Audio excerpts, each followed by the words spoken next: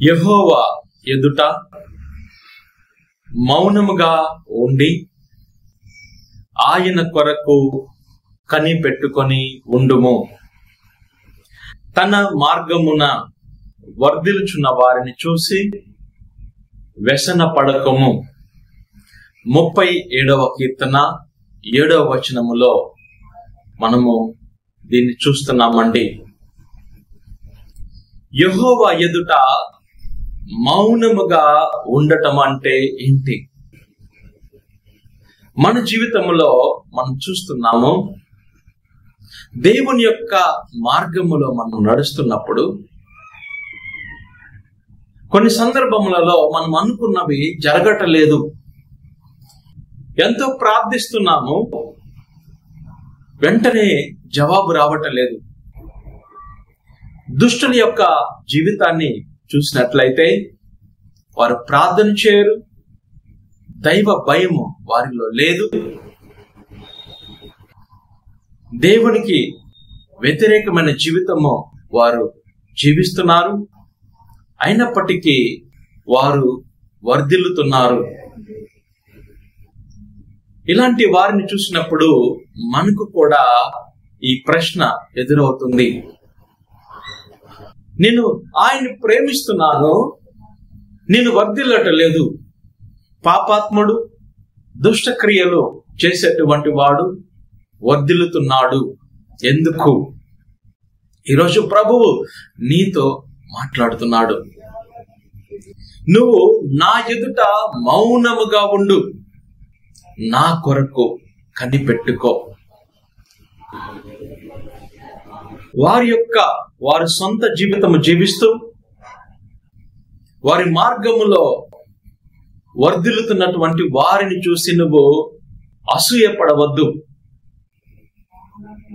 నా కొరకు కనిపెట్టుకొని ఉండు, నా సన్నిధిలో మౌనంగా ఉండు. సమస్తాన్ని చూస్తున్న దేవుడను నేను నిన్ను చూస్తున్నాను, దుష్టుని యొక్క జీవితాన్ని చూస్తున్నాను.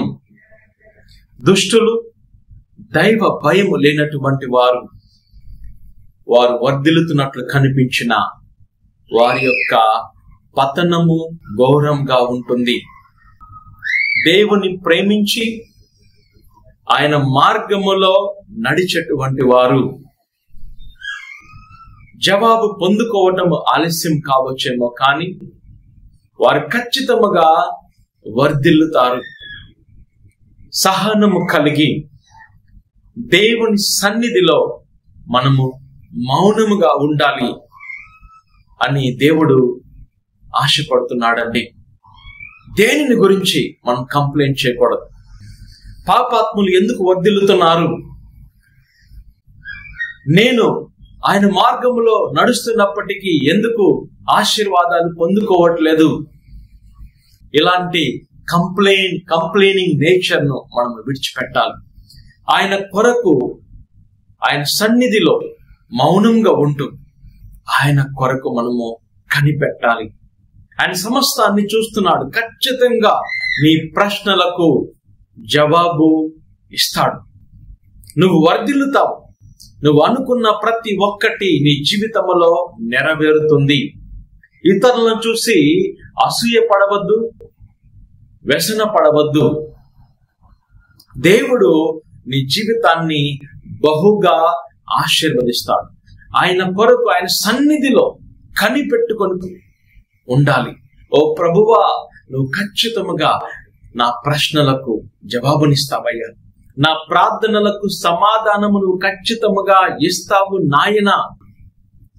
జవాబు రావటము ఆలస్యము కావచ్చేమో, కానీ ఖచ్చితంగా నీ నుండి నాకు సమాధానం వస్తుందయ్యా. ఖచ్చితంగా నా జీవితంలో నువ్వు కార్యము చేస్తావు నాయన. నువ్వు మాట ఇచ్చావు, మాట ఇచ్చిన దేవుడు ఖచ్చితంగా ఆయన నెరవేరుస్తాడు.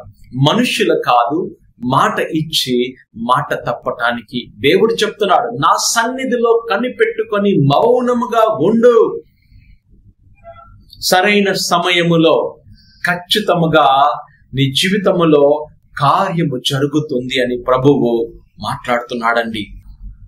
నువ్వు దేని కోసము నిరీక్షిస్తున్నా, ఉద్యోగం కోసం చూస్తున్నావా? ఉద్యోగం కోసం కనిపెట్టుకొని ఉన్నావా? వివాహం నీ జీవితంలో జరగాలని వివాహం కోసం కనిపెట్టుకొని ఉన్నావా? ఆర్థిక సమృద్ధి నీకు రావాలని ఆర్థిక సమృద్ధి కోసం కనిపెట్టుకొని ఉన్నావా? దేనికోసము నిరీక్షిస్తున్నావు? దేనికోసము ఆశపడుతున్నావు?